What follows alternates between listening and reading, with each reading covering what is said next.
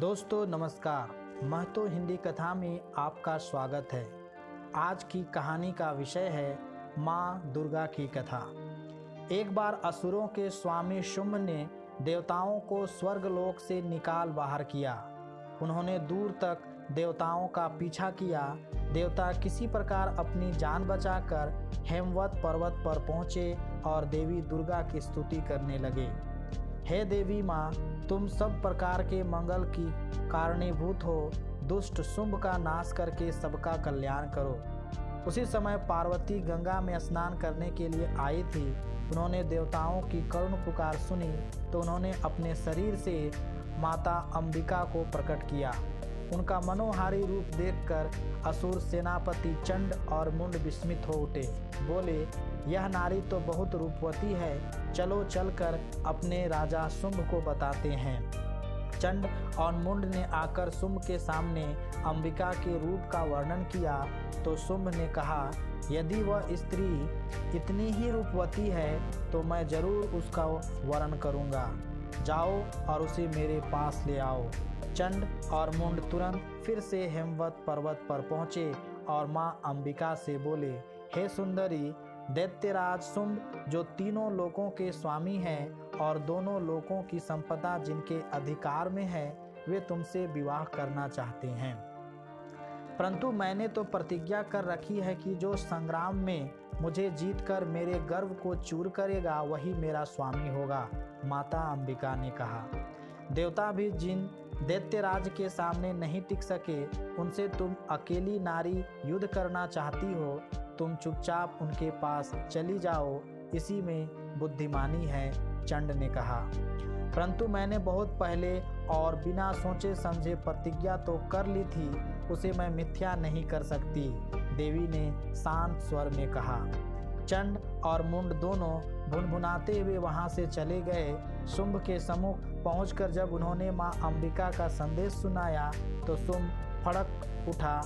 बोला, ठीक है, वह युद्ध चाहती है तो युद्ध ही होगा।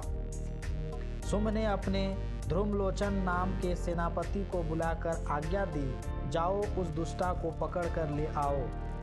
ध्रुमलोचन अपनी विशाल सेना लेकर हेमवत पर्वत पर अंबिका के पास पहुंचा और बोला, सुंदरी, तुम अपनी इच्छा से मेरे स्वामी के पास नहीं चलोगी तो मैं बलपूर्वक तुम्हें ले जाऊंगा। अंबिका ने भयभीत होने का ढोंग किया। बोली, मैं तो अबला हूँ, मैं तुम्हारा क्या बिगाड़ लूँगी। तो फिर हमारे स्वामी के साथ विवाह कर लो। ध्रुमलोचन ने कहा, अब क्या बताऊँ तुम्हें, मैंने प्रतिज्ञा ही ऐसी कर ली है कि युद्ध किए बिना विवाह नहीं कर सकती। अंबिका बोली। तब ध्रुमलोचन बिना कहे सुने देवी पर चढ़ दौड़ा। माँ अंबिका ने बड़े घृणा भाव से सिर्फ हूँ का उच्चारण किया, जिससे ध्रुमलोचन जलकर भस्म हो गया और उसकी जगह राख की ढेरी रह गई। यह देख दैत्य सेना भयभीत हो उठी और वहां से भागने लगी। लेकिन तभी भागती सेना को चंड और मुंड ने रोका। बोले, हमारे स्वामी ने आज्ञा दी है कि इस दुष्टा को पकड़ लाएं। यह अकेली है और हम इतने हैं, फिर क्यों भागते हो? हम इसे घेर कर अभी पकड़ लेंगे। दैत्य हिम्मत कर अंबिका की ओर बढ़े, जो अब सिंह पर सवार हो गई थी। उनकी भ्रिकुटी तन गई। तब उनके मस्तिष्क से प्रकट हुई माँ काली। काली दैत्यों पर टूट पड़ी। उन्होंने एक हाथ से एक हाथी उठाकर दैत्यों पर फेंका। अनेक असुर उस हाथी के नीचे दबकर मर गए। यह देख चंड क्रोध में भरकर काली की ओर झपटा।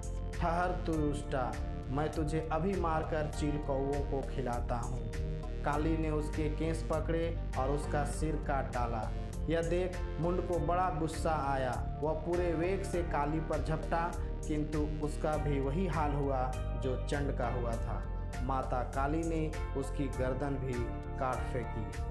तब माँ अंबिका ने काली से कहा, तुमने चंड और मुंड का नाश कर संसार को दैत्यों के भय से मुक्त किया, अतः भविष्य में चामुंडा के नाम से भी तुम्हारी ख्याति होगी।